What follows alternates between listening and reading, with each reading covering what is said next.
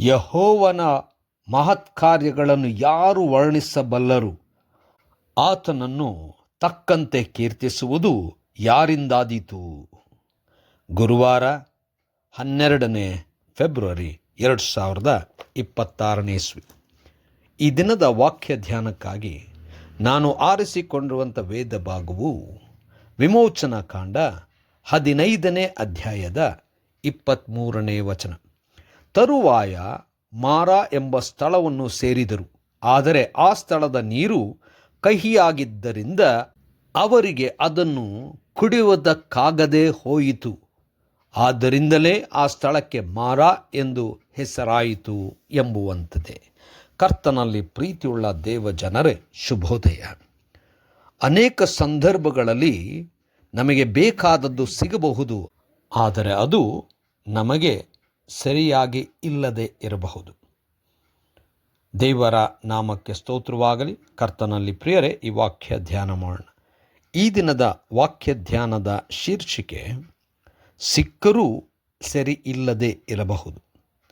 ಕರ್ತನಲ್ಲಿ ಪ್ರಿಯರೇ, ಮೋಶೆಯನ್ನು ದೇವರು ತನ್ನ ಜನರನ್ನು ದಾಸತ್ವದಿಂದ ಐಗುಪ್ತದಿಂದ ಬಿಡಿಸಿ ತಾನೇ ನೇಮಿಸಿ ವಾಗ್ದಾನ ಮಾಡಿದಂಥ ಸ್ಥಳಕ್ಕೆ ಕರೆದೊಯ್ಯಬೇಕೆಂಬುದಾಗಿ ನಾಯಕತ್ವವನ್ನು ವಹಿಸಿದ್ದನು. ಅದರಂತೆಯೇ ಮೋಶೆಯು ದೇವರ ನಡೆಸುವಿಕೆಯಂತೆ ಅವರೆಲ್ಲರನ್ನು ಕರೆದು ಹೊರಟನು.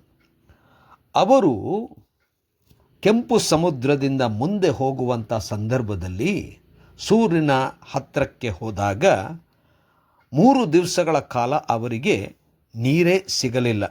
ಆದರೂ ಮಾರಾ ಎಂಬಂಥ ಸ್ಥಳಕ್ಕೆ ಬಂದಾಗ ನೀರು ಇತ್ತು, ಅವರಿಗೆ ಸಿಕ್ಕಿತು. ಆದರೆ ಅದು ಕಹಿಯಾದದ್ದರಿಂದ ಅವರು ಕುಡಿಯಲಿಕ್ಕೆ ಸಾಧ್ಯವಾಗಲಿಲ್ಲ.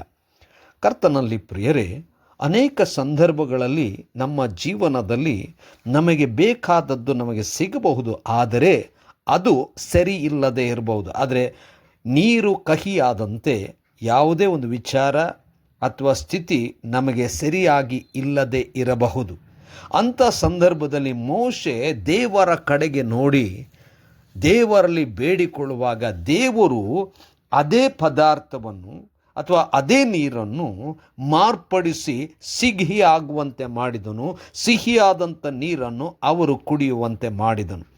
ನಾವು ಯಾವಾಗಲೂ ಕೇಳುವಂಥದ್ದು ನಮಗೆ ಸಿಗಬಹುದು, ಆದರೆ ಅದು ಸರಿ ಇಲ್ಲದೆ ಇರಬಹುದು. ಆಗಲೂ ದೇವರ ಕಡೆಗೆ ನೋಡುವಂಥದ್ದು ಅಗತ್ಯ, ಗುಣಗುಟ್ಟುವುದಲ್ಲ.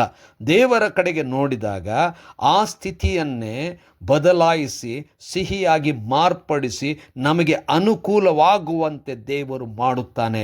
ಅದಕ್ಕೆ ದೇವರನ್ನು ಎಂಥ ಸ್ಥಿತಿಯಲ್ಲಿದ್ದರೂ ಕೂಡ ನಾವು ನಂಬುತ್ತಾ ದೇವರ ಕಡೆಗೆ ನೋಡುವಾಗ ದೇವರು ಎಲ್ಲವನ್ನು ಬದಲಾಯಿಸ ಶಕ್ತನು, ಬದಲಾಯಿಸುತ್ತಾನೆ, ಅದ್ಭುತವನ್ನು ಮಾಡುತ್ತಾನೆ. ಕರ್ತನೇ ದಯಮಯ ಸ್ವಾಮಿ, ನಿನ್ನನ್ನು ನಂಬಿದ್ದೇವೆ.